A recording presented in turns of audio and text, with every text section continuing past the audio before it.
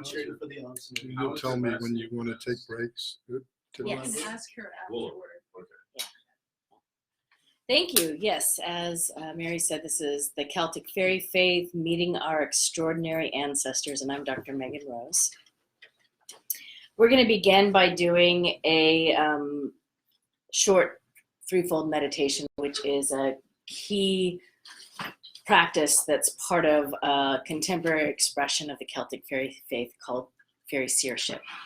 So if you're seated in any kind of a cross-legged position, and just invite you to uncross your hands and your legs. And closing your eyes, bringing your awareness into your hips and your tailbone.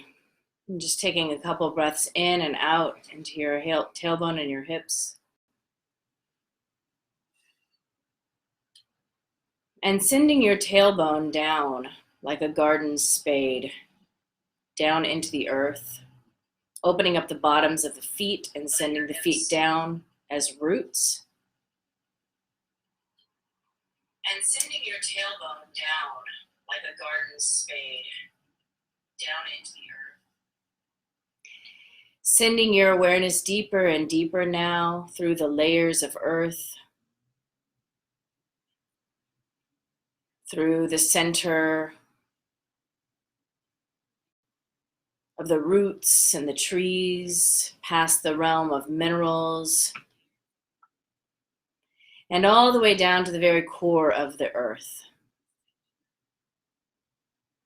And in this quiet, still space in the core of the earth, in her womb, seeing a brilliant blue light, an electric blue, begin to rise and form. And from this blue light, a fountain of blue flame begins to rise up, entwining itself with your roots. And you begin to draw that blue flame now up layer by layer through the realms of the earth's mantle and up through the crust and into your legs.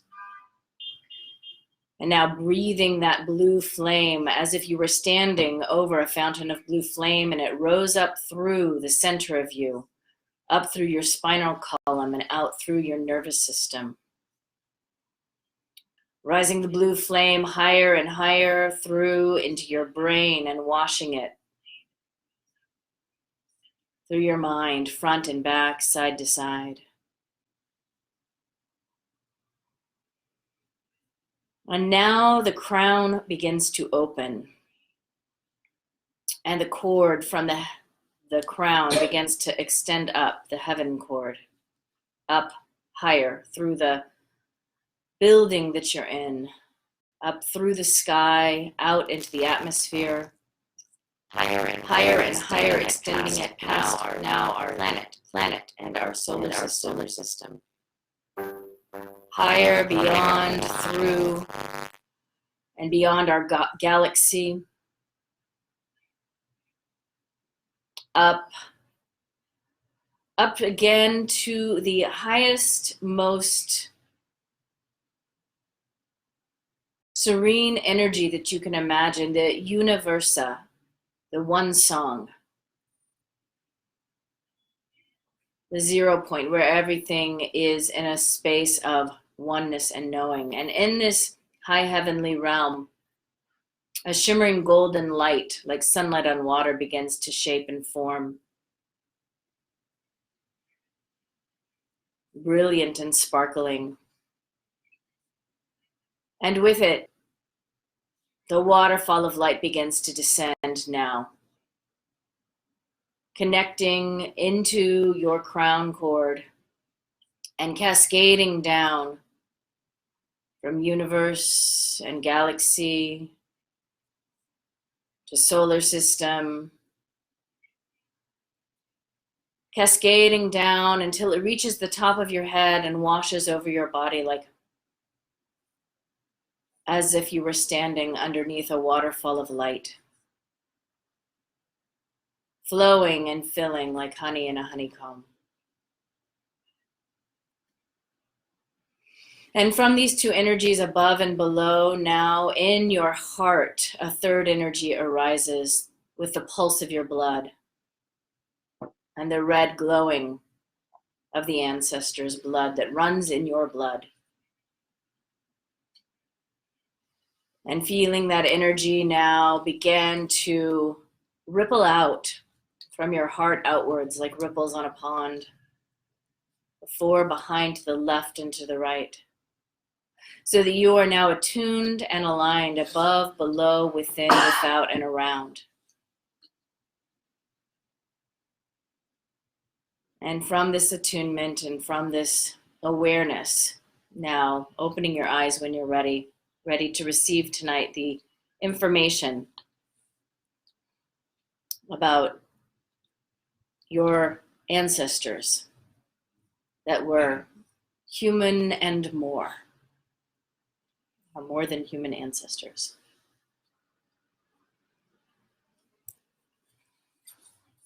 So let's, I'm going to say a couple of words about terminology, because I like to be precise when we're using terms that maybe are overused or misunderstood or newer terms. So we're talking about the fairy faith. Who and what are fairies? In this tradition, the fairy beings are not to be seen through the lens that most Western contemporary society understands fairies. They're not Tinkerbell. They're not even necessarily elemental beings. The Celtic Fairy Faith understood and understands these beings to be ancient, primordial beings of great power and great magnitude. And although they can change, because that they're not in a fixed state like humanity is, they can change shape at will, so they can become small. Generally, when they're spoken of in Celtic literature, they are human size or much larger. Elemental fairies, or what we would call sylphs, that are connected to plants and trees and whatnot, are a sort of subset of these larger beings and can have a kind of hive-like or a constellation-like relationship with each other. So I think it's important to understand that also that fairy is sort of like, fairy is to human as sylph is to American.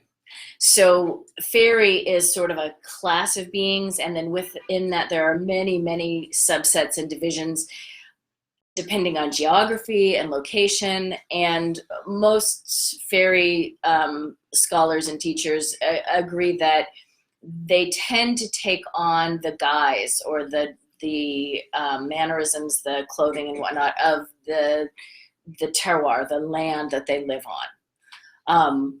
Which is why when you are talking to someone from a non-Western tradition, their fairy people they won't call them fairies necessarily, and they will be described as sort of otherworldly beings, and they tend to look like them.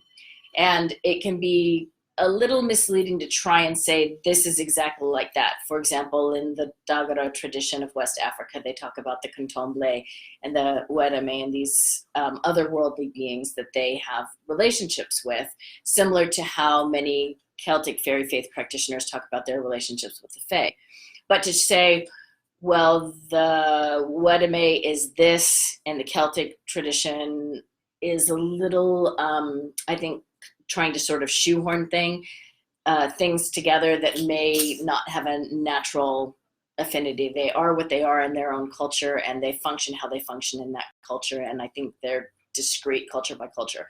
What is, and seems to be a universal, is that they appear transculturally, meaning the teachings and the ideas that there are otherworldly beings that that we interact with is a pervasive belief and has been since the beginning of recorded history. So the idea that there are these diminutive, cute entities, it really has no basis in the original fairy tradition. That's a later kind of Disney deviation from the traditional teaching. So when we talk about fairy, what they tend to be more like, and even in their visage as well as their behavior, is like the Christian tradition or the Abrahamic tradition of angels. Shining, powerful beings, often showing up with wings, and certainly a kind of Orion Foxwood, who's a contemporary scholar of and practitioner of the fairy faith, talks about fairies as plasmatic beings. And I recently came across some research that was describing angels as plasmatic beings as well, by William Henry, I believe, was the researcher. So there's some corollaries, and if you hear fairy, but sort of imagine we're talking more about these sort of angelic shining like beings, you're closer on the track there. So what is the Celtic Fairy Faith then? Oh, one more note, the term extraordinary or extraordinary. I choose that term deliberately to talk about these beings because that, unlike some of the other terms that are used, which are like incorporeal or otherworldly or non-ordinary, those are all slightly off because fairy beings have been noted to take on human form on occasion, or animal form, or corporeal form. And otherworldly seems to assume that there's something out there, and they're very much part of this world, but, you know, as we'll talk about a little bit later, maybe in a slightly different dimensional, slightly different phase shift, if you will, from where we are. And non-ordinary is just, it's stating something in the negative, and it's also saying that they're sort of abnormal somehow. And I would offer that they are, because of the pervasiveness that they appear throughout cultures and throughout history, they're very ordinary. They're just a little bit more. So extraordinary is the word that I like to use for these kinds of these beings. So the Celtic Fairy Faith arose during the late Neolithic period. So it actually predates the Celts. It is a pre-Christian, pre-Celtic, pagan, earth-based spirituality. It's very shamanistic in its approach, and it's very tribally, or as I said previously, location-based. It's very focused on those locations and those places that it arose. Orion Foxwood, who I just mentioned, posits that it is the knowledge and the gifting and the working and the co-creation with the fairy people that actually gives rise to something that's called the witch blood, or it was the root of all witchcraft, or essentially indigenous shamanic spirituality practices. And so as such, the Celtic fairy tradition tends to be a very goddess-centered and particularly dark goddess-focused lineage. It's although, as you noticed when we did our attunement, we went down and then we went up. So it's centered in all three worlds, or it's present in all three worlds. A big piece of the work that the contemporary fairy practitioners are doing is underworld work. It's grounding and reclaiming. There seems to be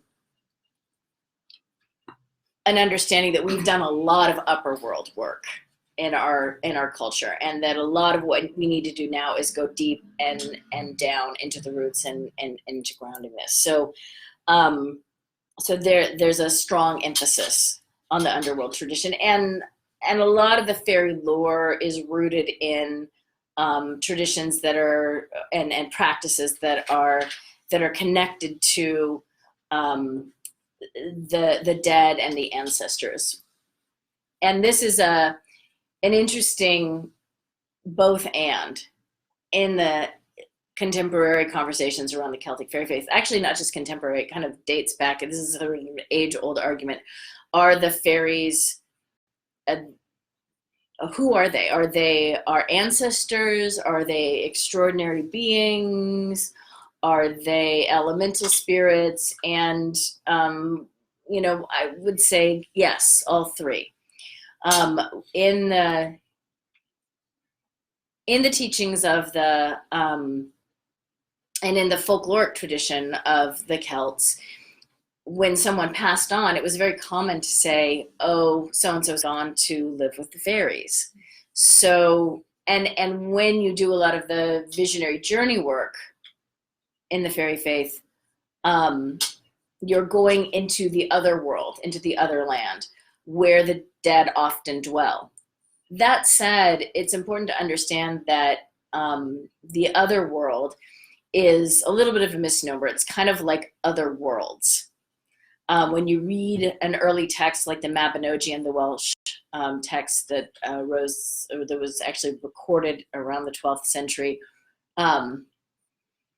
they talk about many other worlds and the denizens of those other worlds, the Seath or the She, the Shining Ones, the fairy being in one world, the Lord of the Dead being in another world. And sometimes those worlds cross over, sometimes they come into our world and go back and forth, but there are many other worlds, which, is supported by some of the contemporary theories in quantum physics about the multiverse and multiple dimensions. So the early Celts and the fairy practitioners, they sort of understood this, and this was just sort of part of the parlance and understanding of their time. So I think another piece to note about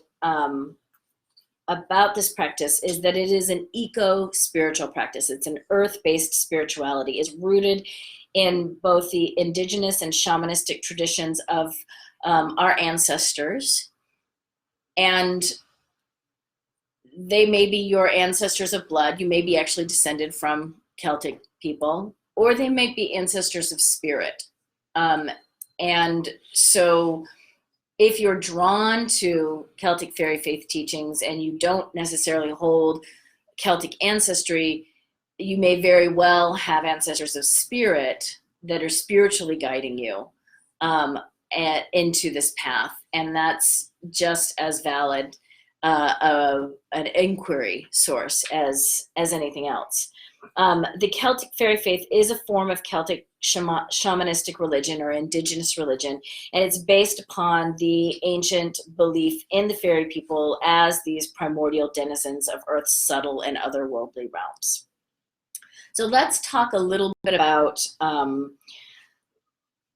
We're gonna do a brief history of the fairy faith and practitioners and scholars of this. And we'll blaze through this so that we can get to some of the more contemporary stuff and practices. So there are four, what are considered to be sort of like the four main seers of the Celtic Fairy Faith. Should be noted that, as is most of history, these are the people who were wealthy and literate and got noticed and got written down. So that doesn't mean that there weren't also many other well-renowned or recognized seers of the fairy faith. It's just these are the ones that we have extant knowledge of. So the first is Thomas the Rhymer, or Thomas of Echteldorn. I always pronounce his name wrong. He was born in 1210, and he was a bard. Here we go. Thomas of Erceldoune, Erceldoune, but commonly known as Thomas the Rhymer. And he was a bard who made his living going from town to town telling stories, and he fell asleep under a hawthorn tree. He was in Scotland, I believe, and fell asleep under a hawthorn tree and woke up, and this beautiful woman, all dressed in green, was standing before him, and she told him that she was the queen of the fairy. And this began a multi-year relationship. Part of the time where he went into her realm and spent time with her, and was, I believe, wed to her as his fairy wife. And it changed him completely, temperamentally, and he began to become this, his bardic capacity was like, you know, on steroids. It was amplified. And so we have poetry and writings from him that speak to the relationship that he had with his fairy wife, and to his experiences with the Fae. The second is about 500 years later. It's the Right Robert Kirk, the Right Reverend Robert Kirk. He was also in Scotland. He was born in 1609, and he was a minister who lived in a small parish town. And every day he would go to this hill, and on the hill was considered to be a fairy mound. On the hill he would encounter the fairy people, and he developed a relationship with them, and they told him secrets about their culture. And he decided to write a book, The Secret Commonwealth of Elves, Fauns, and Fairies, I believe is the title. And the fairies didn't like him writing the book so much because he spilled some insider knowledge. And so the legend is that he was taken by them, and as a sort of punishment, he was taken into the underworld and just sort of poof, disappeared. So let's fast forward to the Victorian era, and George William Russell, also known as A.E., born in 1867. Russell was an economist, a poet, a writer. He has a litany of things that he's known for, but he was also a close friend of William Butler Yeats, who we'll talk about next. And he wrote quite a bit of books on and writings about the Celtic Fairy Faith. I'm looking to see here if I don't think I ended up bringing A.E.'s book. But what I think is notable about A.E. is that he was he was an economist. He was very grounded. He wrote recommendations for the British government. And yet he had this mystical side in which he was conversing with and having experiences with the Fae as well. And so we have this sort of like dual nature. And it, you know, both Thomas the Rhymer, Reverend Kirk, and A.E., although they had these very mystical, spiritual experiences with the fairy people and wrote about, you know, having relationships with them, they also had very grounded, functional human lives. And we don't necessarily think that about people who talk about talking to fairies. We think that they're sort of like, you know, out there. But in fact, these are, you know, and William Butler Yeats as well, who we'll talk about right now, all had fairly reputable lives and careers. So before we get to Yeats, the fourth great seer of the Celtic Fairy Faith was William Sharp. He was born in 1855, and he was also friends with Yeats. William Sharp made his name and was best known under the nom de plume Fiona MacLeod, who was a big part of the Celtic revival that happened in the Victorian era. And she was, come to find out, his fairy wife.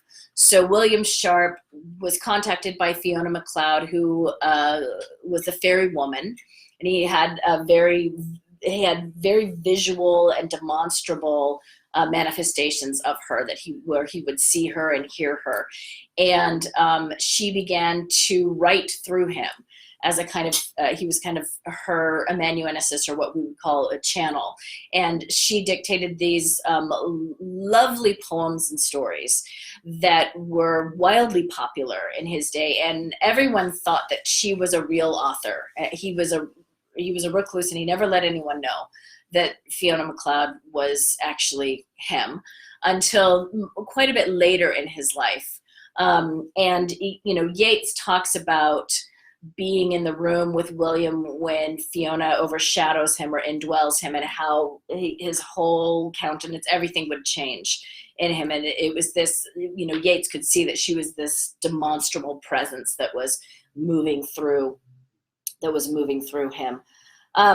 So some of the scholars of the Celtic Fairy Faith, as I've mentioned, William Butler Yeats, poet, Celtic revivalist, part of the Celtic Twilight, Ella Young, who also knew Yeats, and these are a lot of these are Irish scholars and writers.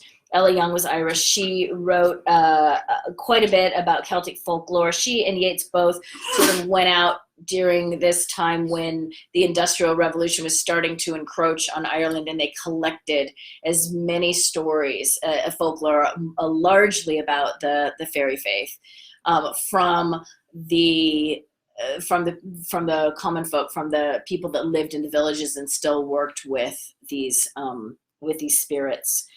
And then that moves us into another friend of Yeats, Evans Wentz, who we've got his book, The Fairy Faith in Celtic Countries. Evans Wentz had a PhD in comparative religion from Oxford. He was an anthropologist and also a theosophist, and one of the inspirational members of this lodge. So he had a hand in sort of the formation and the creation of the lodge here. And if you're interested in that, Richard, I'm sure would be happy to. He was a member of the Theosophical Society. He wasn't a member of this lodge, but he was very close to this lodge. Right. He was, yeah. He sort of helped inspire what happened at the lodge, even though he wasn't a member here. Correct. Yeah. So this lodge has been around a really long time. Yeah. Yeah. Well, So remember, Evans Wentz is pretty contemporary. he's Victorian. So because he's contemporary with Yeats and A.E. and William Sharp. So 1860s, 1870s. Well, Wentz lived until 1960, 1970. Yeah. Oh, really? So maybe a little bit later than that. Yeah. Did he live in Rome? So He lived in Sanford, Palo Alto, and a lot of places. yeah, moving forward, well, Richard Firth Green is a contemporary scholar, and his book, The Elf Queens and Holy Friars, although he doesn't appear to be a practitioner of the fairy faith, he's done a really lovely job in his book discussing the impact of the medieval church on what happened to the existing fairy faith, and how the sort of church came in and eradicated a lot of the vernacular belief and practices in the fairy faith, and the church did that intentionally. There was the fairy faith as a pagan belief and pagan practice was threatening to the medieval church. Sharon Blackie is a contemporary scholar, eco-spiritual, eco-feminist, and she writes quite a bit about the Celtic Otherworld. Again, not necessarily a fairy faith practitioner that I know of, but writes quite a bit about the goddess of the land, women's sovereignty, and about the otherworld, which are all big themes in the fairy faith. And then Emma Wilby wrote a excellent book a few years ago called cunning folk and familiar spirits, shamanistic visionary traditions, and early modern British witchcraft and magic. Again, she's not using the word fairy in particular, but familiar spirits were a common term that were used for fairy contacts. And cunning folk also. And cunning folk is sort of synonymous with witch or hedge witch or, in some cases, fairy practitioner.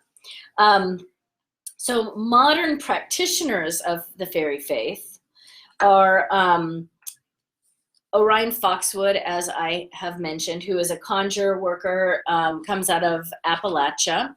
His one of his teachers was R.J. Stewart, who is a Scot who was raised in the fairy faith tradition in Scotland. He's also a Kabbalist and has written quite a bit on ceremonial magic and the fairy faith. Hugh Min is a religious studies professor or scholar in England and Ireland, and he has written The Fairy Way, with which actually draws a lot on A.E. Russell's work. And all three of those, and the fourth grouping would be Victor and Cora Anderson, who are fairy practitioners through the Wiccan tradition. So I want to say about 20, 30 years ago, there was kind of a revival. We had the sort of Celtic revival in the Victorian area, and then about 20, 30 years ago, there was another revival of fairy teachings and fairy practices in modern contemporary pagan and witchcraft circles. And those are kind of the key teachers that are currently, although Victor and Cora have passed on. And then there's also some groups you'll hear about, like the radical fairies, which are not necessarily connected to the Celtic fairy faith, but they have adopted the ethos of fairy and that idea of otherworldly, and they're a gay men's movement. So what else do I want to say? And then we'll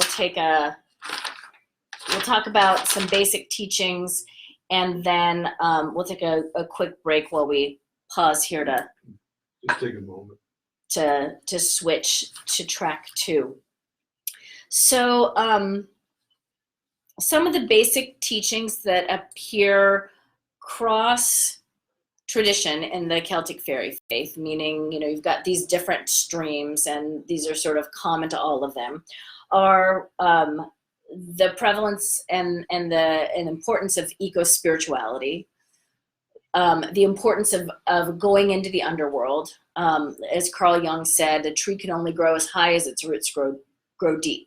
Right. So we're going into the underworld to really connect into the wisdom that's hidden. The idea that we have 3 worlds, an underworld, a surface world, and an upper world, and that there are 3 souls that traverse those realms, what in Orion's Faery Seership tradition we call the dream walker, the surface walker, and the star walker. And then this idea that we have co-walkers that walk with us, similar to familiar spirits, through these different realms. And there's also a very strong non-dual approach in the fairy teachings, meaning that it's not light versus dark. We understand light and dark like we understand the seasons. Winter isn't bad and summer isn't, or spring isn't good. It simply is a different phase, a different cycle, a different manifestation of our energy. And so when you're doing fairy work and you're encountering underworld work, it's not scary and bad and dangerous. It's simply that time where things are going into the mystery, deeper into the unknown, so that one can come out and integrate, and it's this idea of the pulsation or the moving up and down, in and out.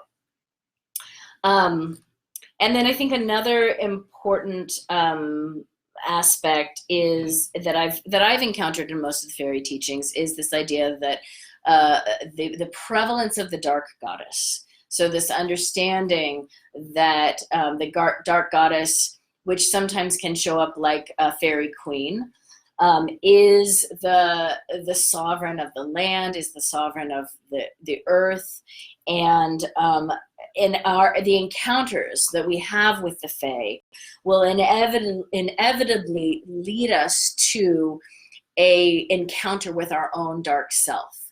And again, understanding that dark is not bad or evil or even necessarily shadowed. It's this idea of an interiority, a looking within oneself, a sitting in the cave of mysteries and being with stillness, and understanding that that is an important and powerful part of the psychospiritual process.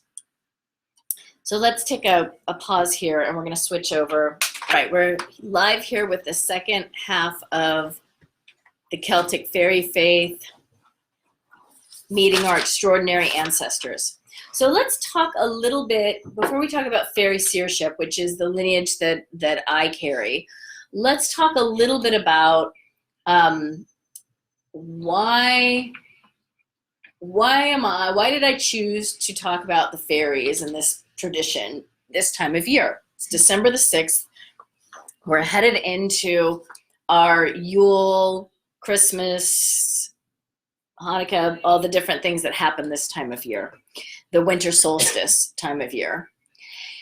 And a few years ago, I began to experience a kind of deepening or what I would call an endarkenment around the connection between fairy lore, fairy practice, and what we see as vestiges of our Christmas traditions here in the West. And I got to thinking, Samhain or Halloween is our big, it's the witches' New Year, it's the time of the dead. We have Dia de los Muertos, and we have Samhain, and we have Halloween, and we have all of these festivals around our ancestors, around our beloved dead, which is beautiful and wonderful.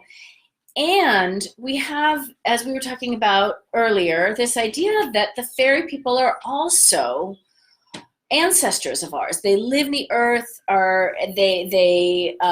they give rise to the plants that we eat. They walk closely with the animals that we love and that maybe some of us consume. And they're also in the earth in a way that our ancestors go into the earth and become part of them. And so there's a way in which when we hit sort of like the superficial ancestor level. Those are our recent ancestors that we remember that are sort of like surface deep, buried in the earth.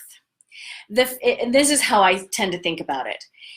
And from then, we move deeper and deeper and deeper through the wheel of the year until we hit winter solstice, which is sort of the nadir or that deep point.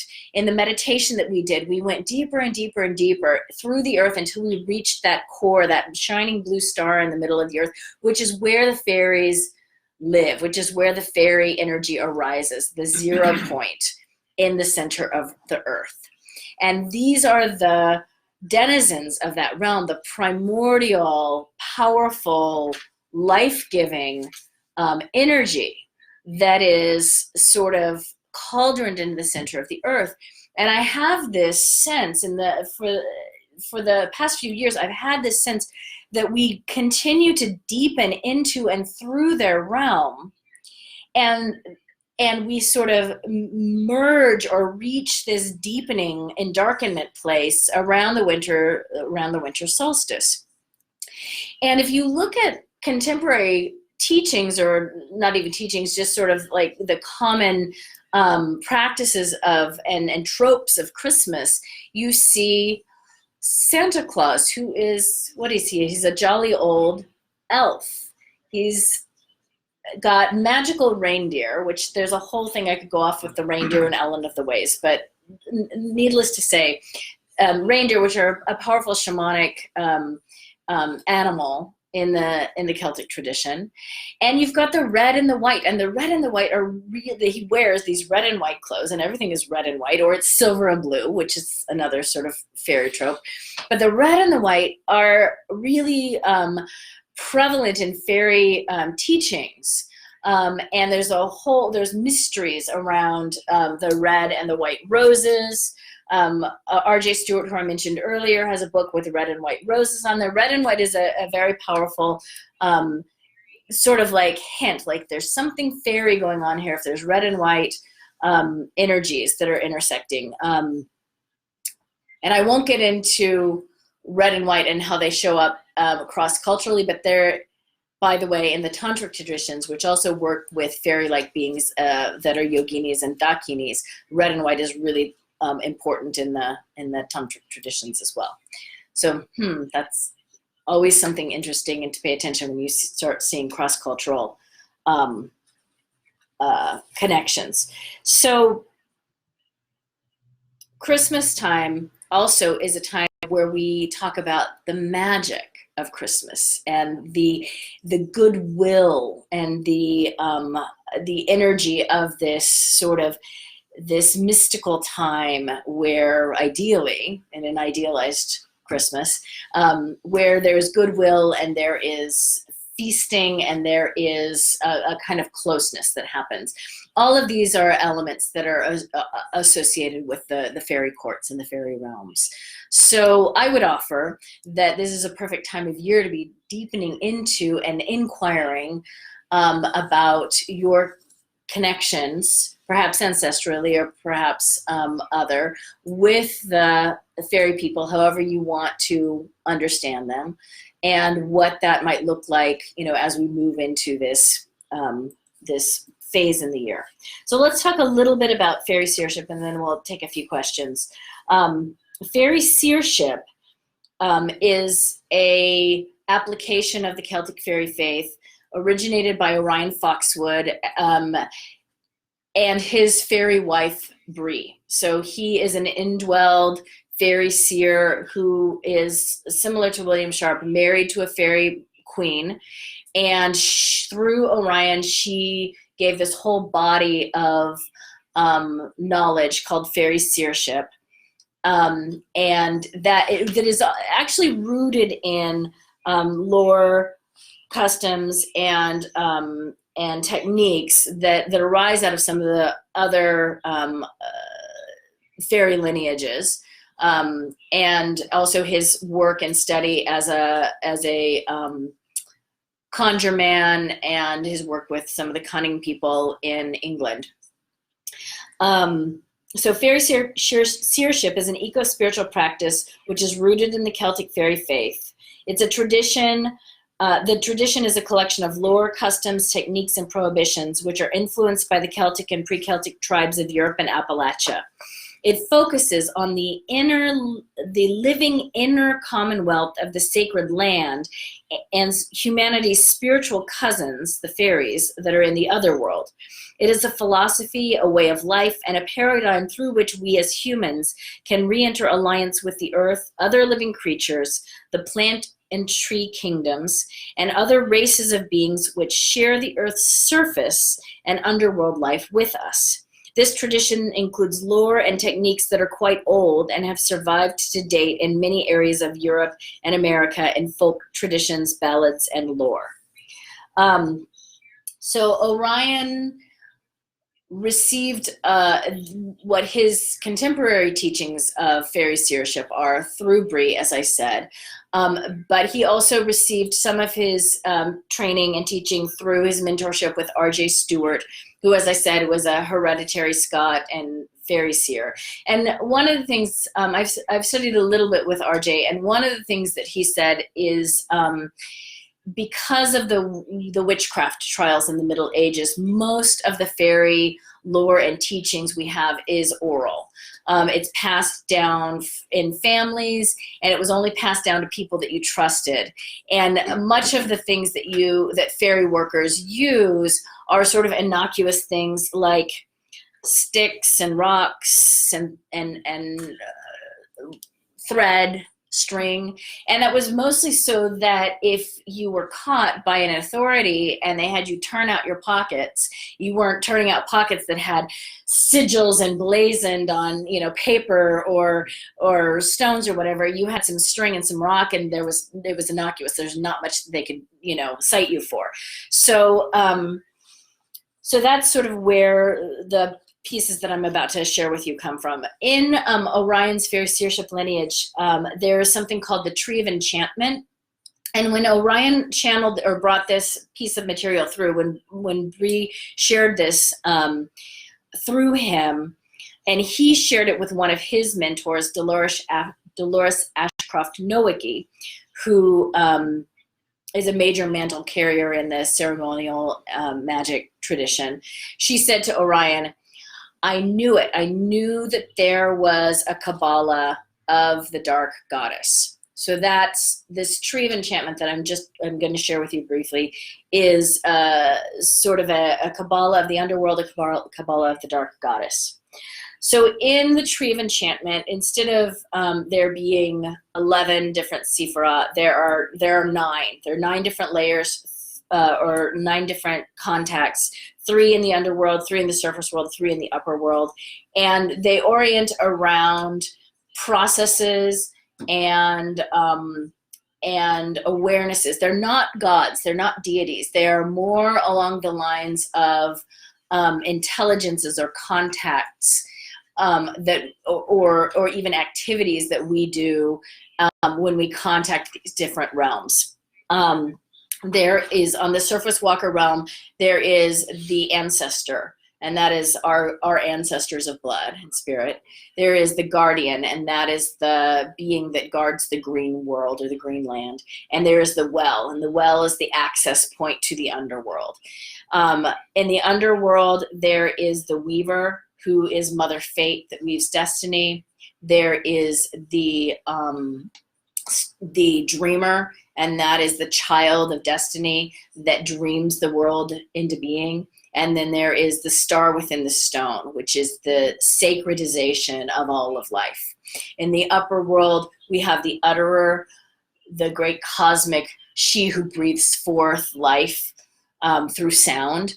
The star father, he who sort of brings that stream of life through to give the spark of life. And then there's the holy formless fire, which is the sort of non-dual, unspeakable, ineffable energies. And if you know anything about Kabbalah and the Sephirot, you can start seeing how some of these actually map to some of the different Sephirot in the Kabbalah. So that's the Tree of Enchantment. There are there's a threefold attunement, which we did a version of, sort of my version of, when we did our alignment. There's a practice of aligning the sevenfold, so above, below, within, without, left to the right, all around. And these are, if you've done any work with any shamanistic traditions, these are pretty similar common practices. So Faery Seership has sort of their own language around them, but they're pretty pervasive understanding of working with these different realms and these different directions. And then there is the path of the Fairy Seer. So I'm going to read to you this is sort of the work or the path that the Fairy Seer goes through, and I'm going to close with a reading from Human, and then we'll see where that's taken us. So the Fairy Seer's path. The first work of the Fairy Seer is to attune our consciousness into physical existence, the inner creative visionary center and the true heart of the universe. Second, the seer aligns their awareness and perception into the rhythm and energetic dialogue within, between, and through the levels of life and its attending beings. Third, finally, this work brings us into agreement between the stellar realms and the inner and the ancestral reasons why we were intended into existence. So Faery Seership is very much about bringing balance back to the three worlds, but doing that through the stepping into right relationship first with oneself, then with one's ancestors, and finally with one's community. both human and other. So let's close with, why do we do this? Why do we work with fairy work? What does it even matter? Why bother? This is from Hugh Mynne, M-Y-N-N-E. Our planet is on the verge of ecological collapse. Its seas poisoned, its forests denuded, its animals and birds ruthlessly slaughtered. We all realize that something is terribly wrong. And the source of that wrongness seems to lie in the way we've been thinking about the natural world for the last 4,000 years. The fairy way offers an antidote to the selfish dualistic thinking which has led us to the brink of planetary disaster. The fairy teachings provide us with an image of our world as a harmonious whole comprised of interpenetrating planes of energy. Some of these planes can be accessed with the 5 senses and the use of scientific instruments. Others are more subtle and intangible, but still very real. This vision offers us an ecology of the invisible. It allows us to work for the harmony and coherence of the world by exploring the mysterious byways of our inner worlds. There is something, say the teachings, that we can do now about the state of the planet. We can bring our own world, inner and outer, back into harmony with a radiant pattern of primal creation. We can bridge the abyss between our earth and the earth of light, between this world and the fairy world. In fact, fairyland represents the original blueprint for planet Earth. The ego is the builder, but it is skimped on materials, cut corners, and ignored safety regulations. The result is the world we see around us with all its imperfections and injustices. By going back to the original plans, we can begin slowly to rebuild our shattered world. Until fairly recently, our world and the world of fairy were in much closer communion. The shining figures of the Sidhe were still seen on mountains and near lakes, on lonely paths, and even occasionally in our villages and towns. The process that began with the Industrial Revolution effectively sundered the worlds. Now, we who wish to do something for the planet have no more effective tools than those provided by the fairy way. By weaving the fairy mandala about the planet, we weave the worlds back into primal harmony.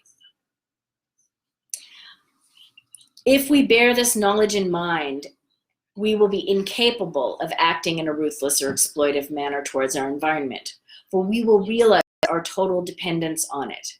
We do not end at our fingertips. We flow out into the natural world, and the power of the inner universe flows with us. He is one with the land, and that the land's life is his own. So I want to end by just extending an offer. As someone who is supporting people as a transpersonal psychologist and eco-spiritual practitioner, if you're interested in talking more about fairy work, your ancestors in fairy, I'm offering free 30 minutes exploring your extraordinary ancestors consultations now through January. So if you're interested in learning more about how this applies to you in your own weird way, weird with a Y, your own supernatural, otherworldly way,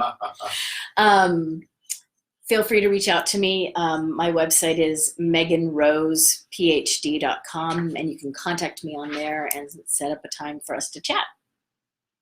All right. Yay.